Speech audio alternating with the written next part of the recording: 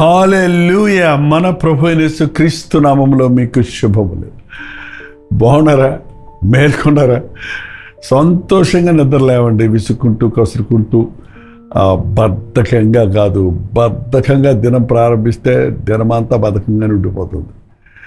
లేవండి, వెళ్ళి వెంటనే మీ ముఖమును చక్కగా వాష్ చేసుకొని రిఫ్రెష్ అవ్వండి, ఫ్రెష్ అవ్వండి. ఏంటండి అంటే 7 గంటల దాకా పడుకుంటారా ఏంటి? ఎప్పుడో లేచి ఉండాలి. ఇంకా మీరు ఒకవేళ మంచాల మీద ఉంటే లేవండి. ఒకవేళ మీరు ఇప్పటికే లేచి హడావిడిగా మీరు డ్యూటీలకో, స్కూల్స్కో, పిల్లల్ని స్కూల్స్ పంపిస్తానికో, ఉద్యోగాలకో, మరి దేనికైనా రెడీ అవుతుంటే కంగారుగా అలాగే మీ సెల్ ఫోన్ చేత్తో పట్టుకొని వెళ్ళండి, వింటూ వెళ్ళండి.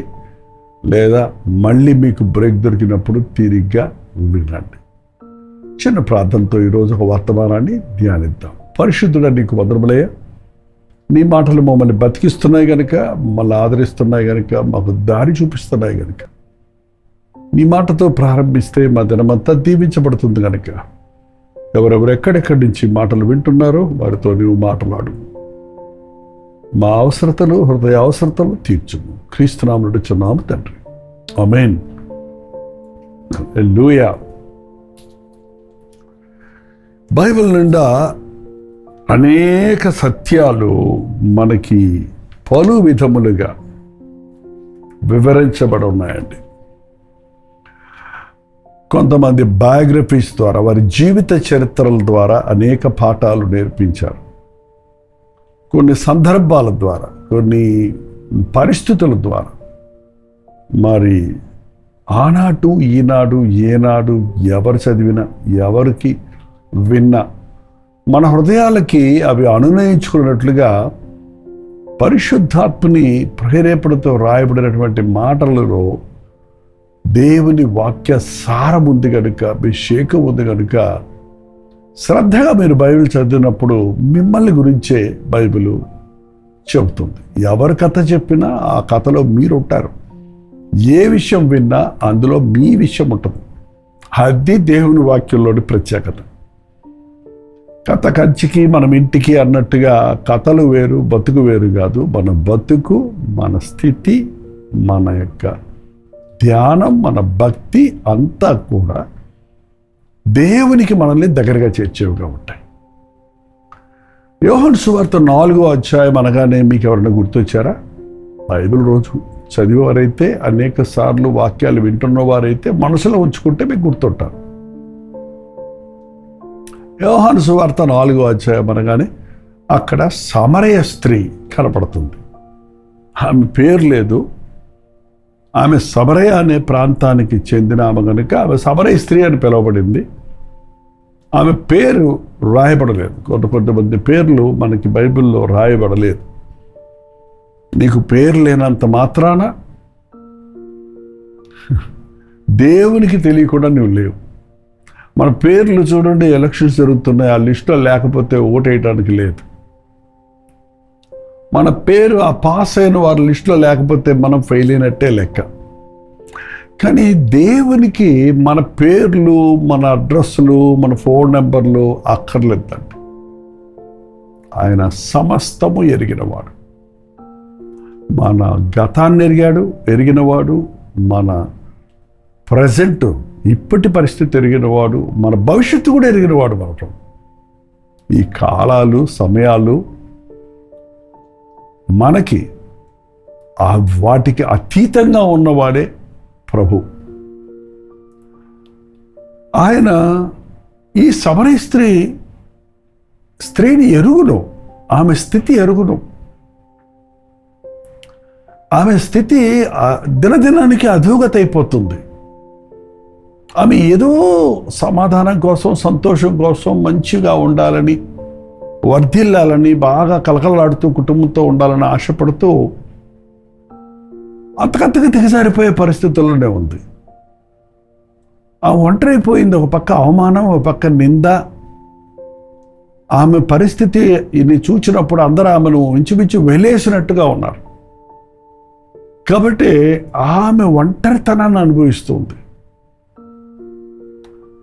మీరు కూడా ఒకవేళ ఎవరు నన్ను అర్థం చేసుకోవటం లేదు, అందరూ నన్ను ఎగతాళి చేస్తున్నారు, అందరిలోకి నేను వెళ్ళలేకపోతున్నాను, అందరూ నన్ను వేలెత్తి చూపిస్తున్నారు, నన్ను కించపరుస్తున్నారు, నా జీవితంలో నేనేమీ సాధించలేకపోతున్నానని దిగులుద్దా? హృదయాలు పరిశీలించే ప్రభు మిమ్మల్ని చూస్తున్నాడు. ఈ సమరయ స్త్రీని చూచిన ప్రభువు 4వ అధ్యాయంలో చూస్తే 4వ వచనంలో ఆయన సమరయ మార్గమున వెళ్ళవలసి వచ్చెను. వెళ్ళవలసి వచ్చింది. అక్కడ ఒక స్త్రీ ఉంది కాబట్టి. ఒక స్త్రీకి మీ రక్షణలోకి నడిపించి ఆమె ద్వారా ఆ సమరయులందరినీ విశ్వాసులుగా మార్చాలని దేవుడు ఎప్పుడు మనల్ని కోరుకునేది మనం అనేకులకు ఆశీర్వాదకరంగా ఉండడానికండి. అది ఒక అవసరతలో ఉన్న వారి అవసరత తీర్చి అనేకుల అవసరతలు తీర్చేవారిగా చేయడానికి. హల్లెలూయా! ఎంత గొప్ప దేవుడు. నాకే గతి లేదు, నేనెవరికేం చేయగలను అనుకుంటున్నావేమో. నీ గతి ప్రభు అయినప్పుడు, నీ పక్షంలో ప్రభు ఉన్నప్పుడు నువ్వు అనేకులకు ఆశీర్వాదకరంగా జీవిస్తావు. ఆయనకి యెరూషలేము వెళ్ళడానికి వేరే దారి ఉంది, కానీ సమరయ మార్గం రౌండ్ అబౌట్ చెప్పాలంటే కొంచెం ఎక్స్ట్రా నడవాలి. కానీ నేను వెళ్ళవలసి వచ్చింది ఎందుకంటే నాకు అక్కడ పని ఉంది, నాకు పని ఉంది. ఏంటి ఆయన పని? మనకి పనులున్నాయని పనులు పెడుతుంటావు. ఏంటి మన పనులు? నాకు అక్కడ పని ఉంది, బ్యాంకులో పని ఉంది, స్కూల్లో పని ఉంది, ఆఫీసులో పని ఉంది, కోర్టులో పని ఉంది, ఇది అని తిరుగుతుంటాం మనం. కానీ ప్రభువుకు ఒకే పని, నా తండ్రి పనే నా పని. నా తండ్రి పనుల మీద ఉండాలని మీకు తెలీదా? నా తండ్రి పని ముట్టించటమే నాకు ఆహారం. ఒక ఆత్మను రక్షణలోనికి నడిపించడం, పాపిని తన తప్పు మార్గము నుండి మళ్లించేవాడు ఒక ఆత్మను రక్షించుకుంటున్నాడని బైబిల్లో ఉందండి. విశ్వాసులుగా మనకి ఎన్ని పనులున్నా ఆత్మల సంపాదన అనేది, ఆత్మలను రక్షణ నడిపించాలనేది మన ముఖ్యమైన విధిగా మనం గుర్తించాలండి. ఆ ఎండపూట వేళ ఆయన ఆ సుఖారను ఒక ఊరి దగ్గరకు వచ్చి అక్కడ బావి దగ్గర కూర్చున్నాడు. ఎందుకు కూర్చొని వెయిట్ చేస్తున్నాడు? ఏంటండి మనం దేవుణ్ణి వెయిట్ చేయిస్తున్నాం, కానీ దేవుడు నీ కోసం వెయిట్ చేస్తున్నాడు. ఎంత మంచి దేవుడు అండి. ఎప్పుడెప్పుడు నిన్ను దీవించాలా, ఎప్పుడెప్పుడు నీతో మాట్లాడాలా, ఎప్పుడెప్పుడు నిన్ను ఆదరించాలా, ఎప్పుడెప్పుడు నిన్ను బాగు చేయాలా. ఆయన ఎప్పుడు ఆలస్యం చేసేవాడు కాదండి. మనమే ఆలస్యమై ఆశీర్వాదాలు పోగొట్టుకుంటున్నాం. ఆ మిట్ట మధ్యాహ్నం వేళ మా బిందె పట్టుకొని కొండ పట్టుకొని బావి దగ్గరకు వచ్చింది. సాధారణంగా పొద్దున్నే వెళ్తారు నీళ్ళు పట్టుకోవడానికి, లేదా సాయంత్రం వెళ్తారు. మిట్ట మధ్యాహ్నం ఎవరు రారు కదా. కాకపోతే ఈ సమరయ స్త్రీ, ఆమె పరిస్థితి బాగాలేదు, అందరితో కలవలేదు, అందరితో ఉండలేదు, అందరూ ఆమెను అవమానిస్తారు, వెళ్ళేసేసారు. కాబట్టి ఒంటరిగా మిట్ట మధ్యాహ్నంలోనే బిక్కుబిక్కుమంటూ వచ్చింది. అక్కడ ప్రభువు ఆమెను చూడగానే, నాకు కొంచెం దాహానికి నీళ్ళు ఇస్తావా అని అడిగాడు.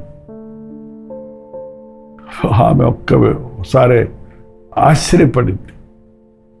యూదులైన మీరు, సమరయులైన మా దగ్గర మీరు నీళ్లు తాగరు కదా, నువ్వు ఎట్లా అడుగుతున్నావు? యూదులు వారి వస్త్రధారణ బట్టి గుర్తుపెట్టేయచ్చండి. సమరయులను మనం చూడండి, మన కల్చర్, మన నార్త్ ఇండియా, సౌత్ ఇండియా, మన దేశంలోనే మనం ఎంత తప్పించుకుందామన్నా మనం ఏ రాష్ట్రానికి ఏ భాషకు చెందినవాడు మని ఇంచుమించు కనిపెట్టేస్తారు చాలామంది. ఆయన యూదుడు, నేను సమరయులు అంటే ఎవరు అనుకున్నారు? యూదులు అన్యుల్ని వివాహం చేసుకుంటే వాళ్ళకి కలిగిన సంతానం. కాబట్టి యూదులు ఏం చేశారంటే, మేము నిష్ట కలిగిన వాళ్ళమని వీళ్ళని వెళ్ళేసేసారు. వీళ్ళ నీళ్లు తాగరు, వీళ్ళ ఇళ్లలోకి వెళ్ళరు. ఇదిగో ఈ రోజున ఇటువంటి పరిస్థితి, కుల మత భేదాలు, వ్యత్యాసాలు అధికంగా కనపడుతుంది.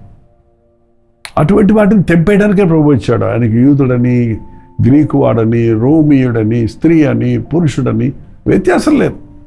ఆయన అందరికీ ప్రభువు, అందరినీ ప్రేమించేవాడు, పాపుల స్నేహితుడని పిలవబడినవాడు, పాపం నుండి విడిపించడానికి ఆశపడినవాడు. ఆమె ఆశ్చర్యపడింది. నేనెవరో నీకు నిజంగా తెలిస్తే నువ్వు నన్ను అడుగుతావు, నేను నీకు జీవజల నీటిని ఇస్తాను అన్నాడు. ఈ నీళ్లు తాగేవాడు మళ్ళీ తప్పికొంటారు, కానీ నేను ఇచ్చే నీళ్ళు తాగితే ఇంకెన్నడూ తప్పికొనడంటే ఆమెకు ఆశ పుట్టింది. ఆ నీళ్ళు నాకు ఇవ్వా? అప్పుడు ప్రభు అన్నాడు, తప్పకుండా నువ్వు వెళ్ళి నీ పెనిమిటిని పిలుచుకోనరా. వెంటనే సమాధానం చెప్పింది, నాకు పెనిమిటి లేడుగా. ప్రభు అన్నాడు, కరెక్టేనమ్మా, నీకు పెనిమిటి లేడు, నీకు 5 పెనిమిటిలు ఉండి ఇప్పుడున్నవాడు నీ పెనిమిటి కాడు అనగానే ఆమె ఆశ్చర్యపడింది. తన గతాన్ని, తన స్థితిని ఎరిగి కూడా అందరిలాగా నన్ను ఎగతాళి చేయకుండా తన మీద ప్రేమతో, జాలితో తనకు జీవజలం ఇవ్వడానికి సిద్ధంగా ఉన్న ప్రభు ప్రేమను బట్టి, ప్రభు యొక్క దయా దాక్షిణ్యాలను బట్టి, మరి ఇంకేమేం మాట్లాడిందో మనకంతా ఇక్కడ రాసి పెట్టలేదు, కానీ ప్రభు ఇంకా ఆమె గురించి ఏమేమి చెప్పాడు, ఆమె భక్తి గురించి, ఆరాధన గురించి అన్ని మాట్లాడినప్పుడు ఎలా ఆరాధించాలి ఆత్మతో సత్యముతో అన్నీ చెప్పిన తర్వాత ఆమె వెంటనే ఒక పని చేసింది. చూడండి 28వ వచనంలో, ఆ స్త్రీ తన కుండ విడిచిపెట్టి ఊరిలోనికి వెళ్ళి, మీరు వచ్చి నేను చేసినవన్నీ నాతో చెప్పిన ఈ మనుషుని చూడుడి, ఈయన క్రీస్తు కాడా. ఎప్పుడైతే క్రీస్తు ముఖదర్శనం చేసుకుందో ఆమె మనస్సు మాడిపోయిందండి. ఆమె స్థితి ఆమెకు తెలిసిపోయింది. ఆ కొండ నీళ్లు తెచ్చుకోవడానికి తెచ్చుకున్న కొండ విషయం కూడా మర్చిపోయింది, అక్కడ వదిలిపెట్టేసింది. ఊరిలోనికి పరిగెత్తుకుంటూ వెళ్ళింది. ఎంత మంచి సాక్ష్యం! నేను చేసినవన్నీ నాకు చెప్పిన ఈయనను చూడుడి, ఈయన క్రీస్తు కాడా. నేను చేసినవన్నీ నాకు చెప్పిన ఈయనను చూడుడి. ఈయన దేవుడి గడా. మన హృదయ రహస్యాలు దేవునికి మాత్రమే తెలుసండి. మన జీవితంలో అన్ని విషయాలు అందరికీ తెలుసా? తెలీదు. కొన్ని బహిరంగమైన విషయాలు తెలిసేమో కానీ నీ అంతరంగం అసలుగా తెలియదు. ఆమె ఎంత చక్కగా మెయింటైన్ చేసిందో. మరి 5 భర్తలను మార్చిందంట, ఒకరికి తెలియకుండా ఒకళ్ళొకరు తెలియకుండా ఒకళ్ళకి. కానీ ఆమె గతమంతా ఆమె కన్నుల ముందు కనపడినప్పుడు ఆమె ఆశ్చర్యపడింది. ఆమె తను తాను అసహించుకుంది. ఆమె ప్రభు ఇచ్చే క్షమాపణను పొందుకుంది. ఆమె జీవిత గమ్యాన్ని, గురిని ఎరిగింది. పరుగులెత్తుకుంటూ వెళ్ళి, నేను చేసినవన్నీ నాతో చెప్పి నిన్ను చూడండి, ఈయన క్రీస్తు కాడా అన్నప్పుడు ఆ మాటను బట్టి అనేకులు ప్రభువులందు విశ్వాసం ఉంచారు. చూడండి, వాళ్ళ సాక్ష్యాలు చెప్తున్నాం మనం. చెప్తారా? అసలు చెప్పరా? మీరు చెప్పండి. మీ స్థితిని, దేవుడు చెప్పిన మీ స్థితిని అట్లాగే చెప్పండి. చాలాసార్లు అంటారు, మనం ఇలాంటి మీటింగ్ వచ్చినప్పుడు, ఇలా అనుదిన ధ్యానంలో వింటున్నప్పుడు, నా గురించే దేవుడు మాట్లాడుతున్నాడు, నాతోనే మాట్లాడుతున్నాడు. అవును, మరి మాట్లాడే పాస్టర్ కాదండి, మాట్లాడే వ్యక్తి కాదు. అదొక బూర, ఒక మైక్ ఉందంటే మైక్లో నుంచి శబ్దం వస్తుంది, మాట్లాడడానికి వెనక మనిషి ఉన్నాడు. అలాగే దేవుని వాక్యం మనతో మాట్లాడుతుంది. పాస్టర్ గారు బహిరంగంగా మిమ్మల్ని చూడగలదు, కానీ హృదయాలు చూసిన ప్రభు మీ హృదయానికి అవసరమైనటువంటి మాటలతో ఎప్పటికప్పుడు మిమ్మల్ని సరిచేయగలడు, మిమ్మల్ని ఆదరించగలడు, మిమ్మల్ని బలపరచగలడు. అందుకే శ్రద్ధగా దేవుడు వాక్యం వినండి. నీ సంగతే చెప్తాడు దేవుడు, ఇంకొకరి సంగతి నీకు చెప్పడం. మనం చేసేది ఏంటంటే, ఒకరి సంగతి ఒకళ్ళు చెప్తుంటామే కానీ ఎవరి సంగతి వాళ్ళకి నిర్మోహమాటంగా ఎదుర్కొంటూ పోయి చెప్పాం తెలిసినా కూడా. కానీ ప్రభు నీ నిజస్థితిని నీకు చూపిస్తాడు. నీ నిజస్థితిని నీకు చూపించేది నిన్ను నిందించడానికి కాదు, నిన్ను కండెమ్ చేయడానికి కాదు, కానీ నిన్ను సరిచేయటానికే. మనం అద్దం దగ్గరికి వెళ్ళినప్పుడు మన నిజస్థితి కనపడుతుంది. అక్కడ అందుకని అద్దం మనకి విరోధా? అద్దం పగలగొడతామా? ఆ అద్దంలో చూసుకొని మన యొక్క లోపాలను సరి చేసుకుంటాం. అలాగే దేవుని వాక్యం చదువుతున్నప్పుడు, ఇలా దేవుని వాక్యం పెట్టినప్పుడు మీ గతం, మీ రహస్య జీవితం, మీ హృదయ స్థితి దేవుడు మీకు బయలుపరుస్తాడు. గారడీ సీమోను డబ్బు తీసుకొచ్చి పేతురు దగ్గర పెట్టి, ఏదో అడుగుతున్నా నా పరిశుద్ధాత్మను వరమేమని. నీ హృదయం సరలేదు దేవుని ముందు, నువ్వు ఘోర దుష్టత్వంలో ఉన్నావు, దేవుని విషయాలు నీకు పాలుపప్పులు లేవని నిర్మోహమాటంగా చెప్పాడు. చూడండి, ఈరోజు మనం మనుషుల్ని మోసగించవచ్చండి, దేవుడిని మోసగించలేము. నీ నిజస్థితి ప్రభు దగ్గర ఒప్పుకున్నావా? మనుషుల గురించి మంచిగా అనుకోవచ్చు, మంచోడు మంచిదాని అని చెప్పొచ్చు, కానీ నీ అంతరంగంలో నీవు ఎలా ఉన్నావో ఎరిగిన ప్రభు నీ స్థితిని నీకు చూపించి వాటిని ఒప్పుకొని విడిచిపెడితే కడిగి క్షమించి కడిగి శుద్ధి చేసి నీకు నూతన జీవితం ఇవ్వడానికి, నీ జీవితం అనేకులకు ఆశీర్వాదకరంగా చేయడానికి ఆశతో ఉన్నాడు. ప్రార్థన. పరిశుద్ధుడా, ప్రేమగల్ల తండ్రి, ఎవరెవరు ఎక్కడెక్కడి నుంచి వాక్యం వింటున్నారో నువ్వు చూస్తున్నావయ్యా. వారి గతమేంటో ఎరుగుదువు, వారి భయమేంటో ఎరుగుదువు, వారి భవిష్యత్తు ఏంటో ఎరుగుదువు కనుక ప్రతి ఒక్కరికి నాయన నీ దర్శనము చూపించు, నీ ముఖ దర్శనము చూపించు నాయన. నా స్థితిని నాకు చూపించిన ప్రభువుని నేను చూచాను అని ఆమె చెప్పిన సాక్ష్యాన్ని బట్టి ఆ ఊరిలో అనేకులు మారినట్లుగా మరనేకులు ఆయన దగ్గరకు పరిగెత్తుకుంటూ వెళ్ళి వాక్యం విని మా మట్టుకు మేము విని నిజముగా లోక రక్షకుడిని గ్రహించుకున్నామని సాక్ష్యం ఇచ్చినట్లుగా అంచె దినాలలో అనేకులు నిన్ను చూచుటకు, నీ మాటలు వినుటకు, నీవిచ్చు పాపక్షమాపణ పొందుటకు సహాయం చేయమని ఎప్పటికప్పుడు మా హృదయమును నీ ముందు నీ ముఖ కాంతిలో పరిశీలించుకుంటూ సరిచేసుకుంటూ శుద్ధ హృదయంతో నీ రాకడ కొరకు సిద్ధపడుటకు సహాయం చేయమని క్రీస్తు నామములో అడుగుచున్నాము తండ్రి. ఆమేన్. తండ్రి అయిన దేవుని యొక్క ప్రేమయు, కుమారుడైన క్రీస్తు యొక్క కృపయు, ఆదరణకర్త అయిన పరిశుద్ధాత్మ యొక్క సహవాసమును కుడి వచ్చిన మనందరికీ ఇప్పుడున్న సదాకాలము తోడయుండును గాక. ఆమేన్. దేవుడి స్తోత్రం. మీ ప్రార్థనా సతుల భారాలు 954041 నెంబర్కి, మీరు ఇతర దేశాల్లో ఉంటే 91001010 నెంబర్కి టెక్స్ట్ లేక వాయిస్ మెసేజ్ ద్వారా వాట్సాప్ పెట్టండి. మీ పక్షంలో మేము ప్రార్థిస్తున్నాం, మీరు కూడా ప్రార్థించండి. ఎప్పటికప్పుడు యేసు ప్రభువు ముందు మీ హృదయాన్ని కుమ్మరించుకొని ఆయన వాక్యాన్ని పఠిస్తున్నప్పుడు మీ లోపాలు, మీ బలహీనతలు మీకు తెలుస్తాయి. మీరు ప్రార్థనలో ఒప్పుకున్నప్పుడు వాటన్నిటి నుంచి మీరు విడిపించబడి నూతన జీవితాన్ని, నూతన ఆశీర్వాదాన్ని పొందగలుగుతారు.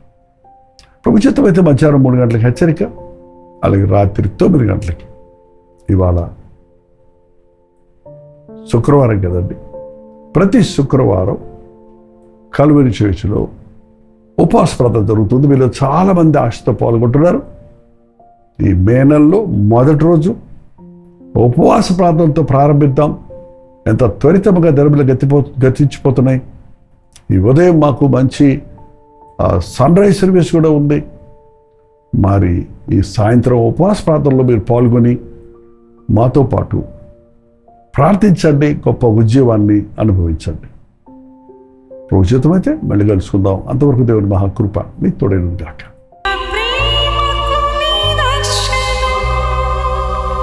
తెలుగు, తమిళ, హిందీ, మలయాళం, బెంగాలీ, ఒరియా అనే 6 భాషల్లో టెలివిజన్ ప్రోగ్రామ్స్ కొనసాగుతూనే ఉన్నాయి. భారభరితమైన పరిచయంలో మీరు సహకరించాలని ఆశిస్తే, ప్రభు మిమ్మల్ని ప్రేరేపిస్తే మీ విరాళాలు, కానుకలు వారికి మీరు పంపించవచ్చు. అవి నేరుగా టీవీ ఛానల్స్కి వెళ్తాయి. అందులో ఏది మేము మా సొంత ఖర్చుల కొరకు ముట్టుకోవటం లేదు, వేరే పరిచయ కొరకు ముట్టుకోవటం లేదు. టెలివిజన్ పరిచయలో ఇంకా సువార్త వినని వారికి అది అందించాలని ఆశతో ఒక 20 సంవత్సరాలుగా కొనసాగుతున్న పరిచయం కొరకు ప్రార్థించండి, మీ సహకారాన్ని అందించండి. ఈ విషయం మీకు ఇంకా వివరాలు కావాలంటే 89393939 అనే నెంబర్కి మార్నింగ్ 10 నుంచి ఈవినింగ్ 10 లోపల మీరు ఫోన్ చేయండి. వివరాలు మీకు తెలియజేస్తాం.